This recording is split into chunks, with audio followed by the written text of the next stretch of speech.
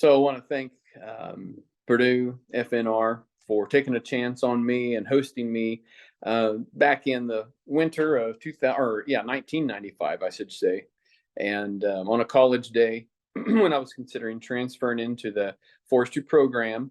I got to meet John Sinoff. He was kind of over the co-op program, which is what I ended up joining into in the forestry program, and so that was crucial. And got to meet Dr. Mills that visit as well. He became my advisor once I did transfer, and I started the fall of 1996. And so, navigated some tricky waters with being a transfer student, bringing a few credits in, also being a co-op student and being at the school at times, and then in my co-op job down at Crane.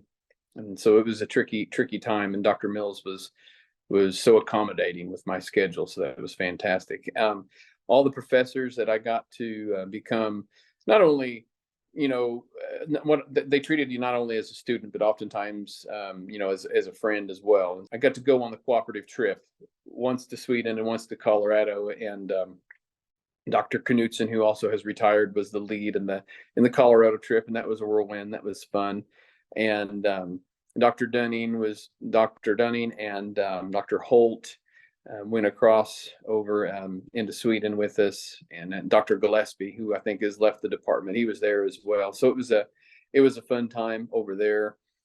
And all the friends I've made along the way, it's just been fantastic. And then once I got to Crane, my mentor, my supervisor at the time was another Purdue forestry grad from the 1970s, Terry Hobson. He was a huge mentor, source of knowledge. I know whenever I would do a co-op session, and I would be down for a semester at Crane working, and I would go back to school, I always felt to a certain degree I had a leg up in terms of knowledge, just the field knowledge that I had from him. And that's one of the reasons why Dr. Mills allowed me to, for instance, take summer camp. I went to summer camp before I had forest mensuration. And all that was due to Terry and the knowledge he was able to share with me when I was on my co-op sessions down at Crane. And he became my supervisor whenever I became a full-time employee there at Crane. And so it was fantastic. Another mentor that I want to mention is Jim Riggins. He was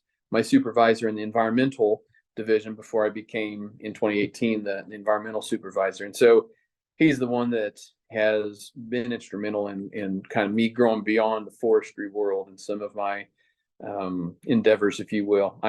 I've expanded into regions of business I never thought I would be a part of. I never thought I would be over some of the environmental compliance things that I supervise now at Crane. So Jim was very, very instrumental in mentoring me to become the leader and the person that I am today. Other folks, there at the office was Lynn Andrews, and David Pointer was another forester from Crane that was a mentor of mine early on in my career. Taught me a lot about the GIS and the mapping software that I became pretty good at, I think. I built a lot of GIS platforms, maps, and programs too there at Crane. That's been fantastic. And then the current day folks that work with me, other Purdue grads that work with me, Brady Miller, Rhett Steele, Rob McGriff. Those guys are on staff with me. That they pick up the slack when I falter, and then the rest of the folks that work there in my division, Ben Embry.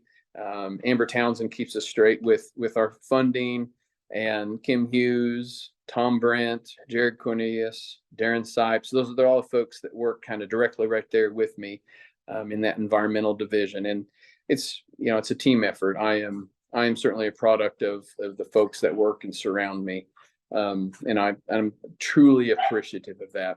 And another group, the folks I want to go back on is I've mentioned a lot of the past professors, but what was fascinating about, the co-op sessions and then being at Crane, which is still pretty closely tied to Purdue. Dr. Weeks, for instance, did an awful lot of wildlife research down at Crane. So he became kind of more of a, I never had him in class, but he became more of a professional friend, if you will, in the years following when I graduated.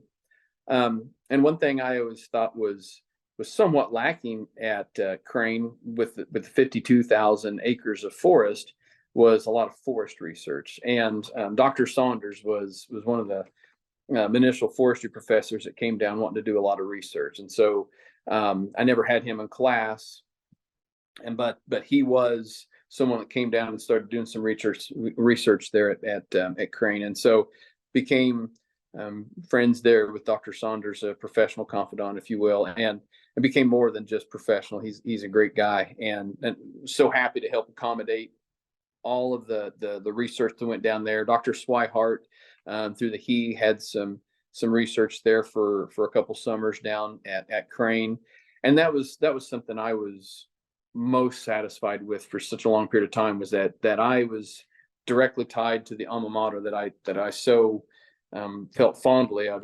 It's where I became who I am, and I was able to accommodate a lot of the research coming down to Crane and doing some of that work, whether it was with the he, whether it was oak regeneration. And that even expanded beyond Purdue, right? So I've helped facilitate research for Ball State, ISU, IU, and all kinds of stuff. And so that research connection has been fantastic to be a part of it. And, then to expand that bubble of thanks, if you will, even more into my personal life, obviously, right? My wife, Carrie, is a huge inspiration to me, and my three children. So I have a 16, a 14, and a 12-year-old. My 16-year-old daughter, Molly, my 14-year-old daughter, Sophie, and my 12-year-old son, Riley, they're a huge inspiration to me. And to my extended family, it's been amazing to be a part of the journey we've had these last 10 years with my son's diagnosis, and the support we've gotten from my family, from my wife's family, my mom, my sister, my brother, and my wife's siblings and her parents. It's just been amazing, the journey we've been on, the support we've had. And it was an inspiration to be a part of the Riley Hospital team and everything that they've been able to do for us. And our journey spanned almost sea to shining sea, right? We were in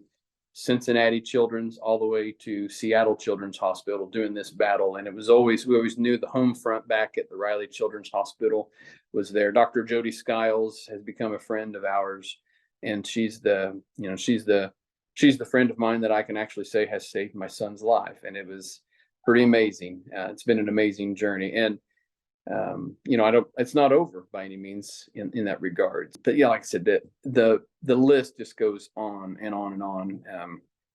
And like I said, it starts back in 1995 with the FNR group, the FNR school there at Purdue. It's where I found myself. It's where I became who I am. And I'm so thankful for this. Not only this honor, to be honored, a place that is so near and dear to my heart, to have been given this honor, I guess I should say, this award is touching. It's fantastic. Thank you so much.